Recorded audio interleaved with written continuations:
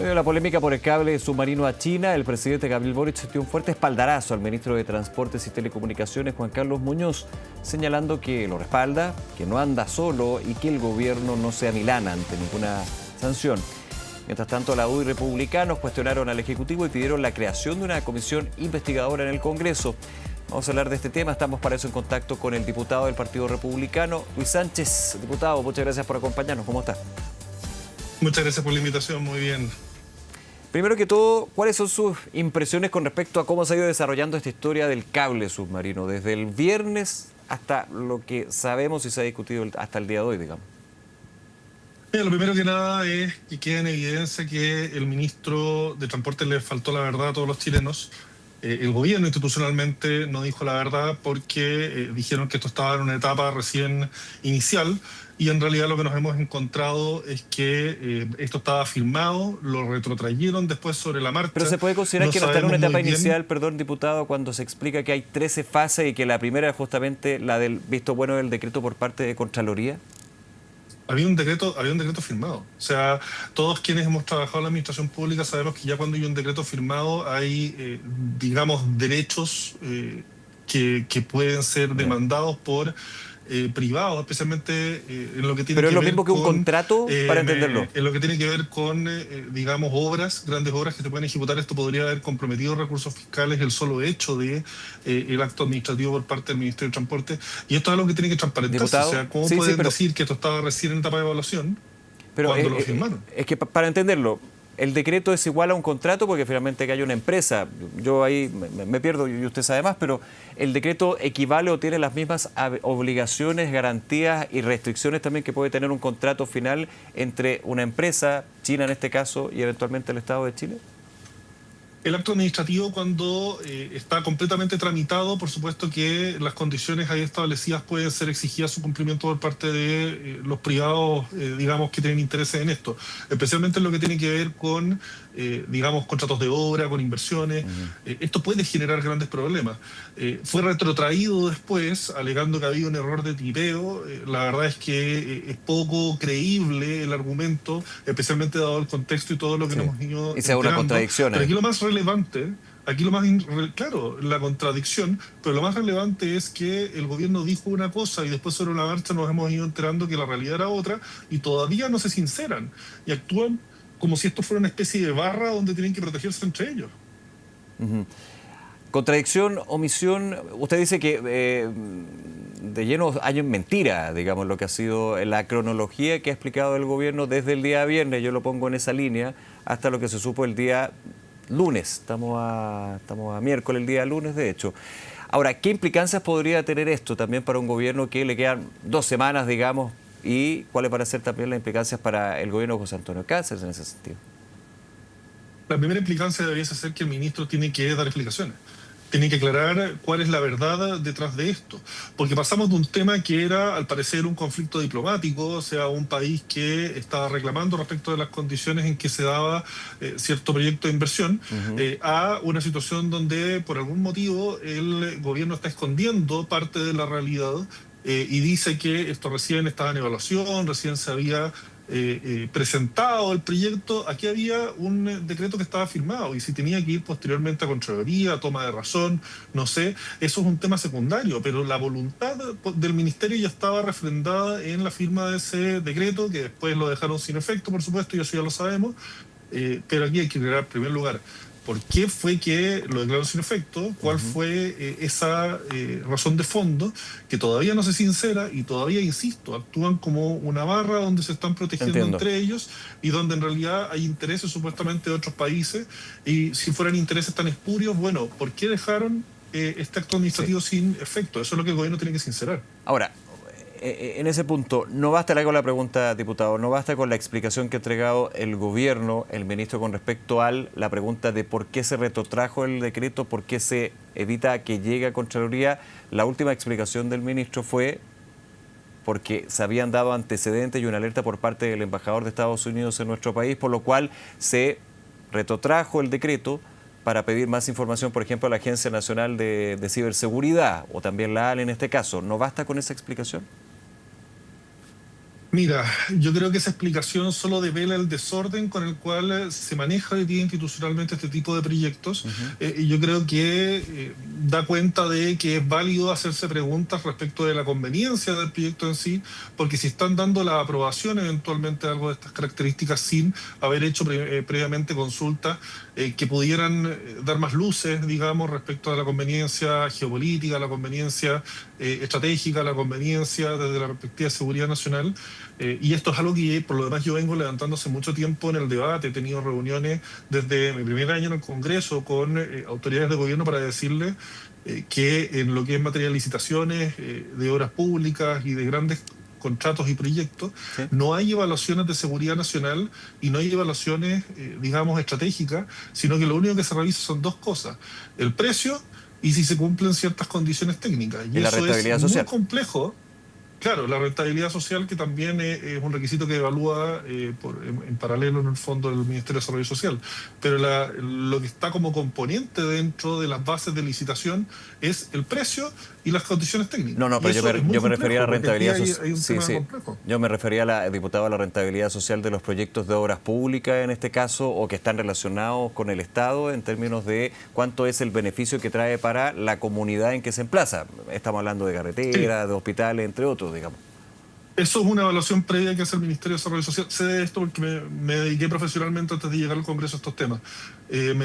Pero dentro de las bases de licitación, la evaluación que hace, por ejemplo, el Ministerio de Obras Públicas y en general todas las bases de licitación que maneja el Estado, lo que se le pide al oferente es ofertar un precio y, en el fondo, dentro de la oferta, cumplir con ciertas condiciones técnicas que se esperan para el proyecto. Y en ese sentido, yo creo que es muy relevante que se evalúe también aspectos de seguridad nacional cuando estamos hablando de proyectos complejos que nos meten de cierta forma dentro de conflictos que Ya. existen a nivel internacional entre distintos países. Sí, claro. ¿Eso deberían ser evaluados todos los proyectos o aquellos donde hay intereses chinos? Hago la pregunta directamente. ¿O lo que tiene que Mm. ver solamente con telecomunicaciones o ambos? Porque claro, si, no, me imagino, y ahí yo estoy claro que usted lo tiene súper claro también, no podríamos evaluar la seguridad nacional de cualquier tipo de proyectos si nos vamos a lo general en ese sentido. ¿Tiene que ser aquellos que tienen relación con intereses chinos directamente? Grandes proyectos que involucren infraestructura crítica. Ya, Así de claro. O sea, ya. todo lo que puede hacer carreteras, todo lo que puede hacer infraestructura de telecomunicaciones, todo lo que puede hacer infraestructura fronteriza, todo lo que puede Ujú. hacer infraestructura sanitaria, infraestructura eléctrica, son áreas en las cuales no podemos tener, como se dice coloquialmente, todos los huevos puestos en un solo canasto. Y Entiendo. esto no tiene que ver solo con los chinos, sino que tiene que ver con cualquier país que pueda eventualmente llegar a controlar porciones muy relevantes de nuestra infraestructura crítica.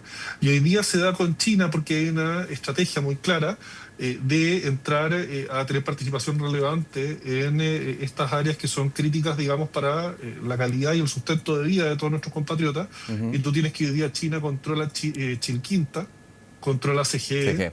tiene cerca de un 30% de participación en Transelec, si no me equivoco. Controla dos tramos muy relevantes de la Ruta 5, que es Talca, Chillán y Chillán, Sí. Coyipulli.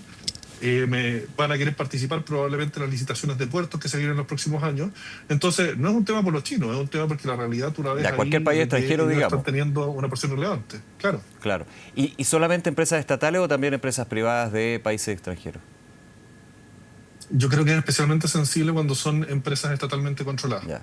porque nos genera una exposición política y por eso es importante que aquí se aclare, y vuelvo al punto también de lo que se puede hacer dentro del Congreso. Hay Ujú. bancadas que han anunciado una comisión investigadora. Yo creo que es importante que se esclarezca cómo ha sido la historia, digamos, el íter de todo esto, y por qué se llega a un decreto que se firme y después se deja sin efecto, y qué tipo de influencias se ejercieron, y eso es algo que no lo hemos comentado en estos minutos y es muy relevante. Sí, y vamos a ir Para a que se eso. aprobara esto en 60 días, para que se aprobara esto en 60 días cuando lo normal es mucho más. Sí, y que se ha comentado muchísimo, 60 días para que se llegara a un decreto que iba a pasar a toma de razón de Contraloría con proyectos que se han demorado hasta 4 años, digamos, y eso también va generando ciertas dudas al respecto. Ahora, quiero ir también a lo que tiene que ver O con... sea, hoy día hasta abrir un almacén te toma más tiempo. Claro, no, yo lo tengo claro, y aquí obviamente habrá que ver. Por eso la cronología, los hechos, usted piensa que, y me imagino que la respuesta es sí, que ¿Falta transparencia o hay algo más por parte del gobierno sobre este tema en particular? Porque también el argumento ha sido, bueno, pero esto del cable submarino con China no es de ahora solamente. O sea, es desde el gobierno de Michelle Bachelet, gobierno Bachelet 2, también pasando por el gobierno del presidente Piñera en su minuto. O sea, no es una historia nueva, pero que claramente tiene no sé si desenlace, va a depender del futuro presidente, pero tiene una situación que es bien, bien crítica. Hay una falta brutal de transparencia, creo yo, y que desde el ministerio se nos diga una historia cuando después, por medio del trabajo periodístico, nos encontramos con que la realidad es muy distinta. Y pucha que hay que valorar también el trabajo periodístico porque nos ha permitido descubrir muchas cosas, especialmente en esto. Pero en ese sentido yo creo que es muy complejo que no se sincere desde el gobierno de verdad que ocurrió.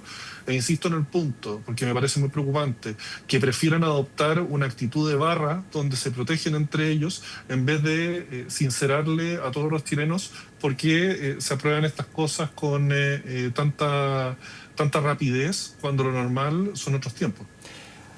Ahora, interesante eso, usted dice, ¿cómo se aprueban esto con tanta rapidez? Y puede haber una contradicción también en términos de la crítica al revés. ¿Por qué se demoran tanto tiempo, permisología, por ejemplo, proyectos que son importantes para el devenir de los chilenos y las chilenas? ¿Por qué se demoran tantos años? También hay una contradicción en términos de ese punto, po.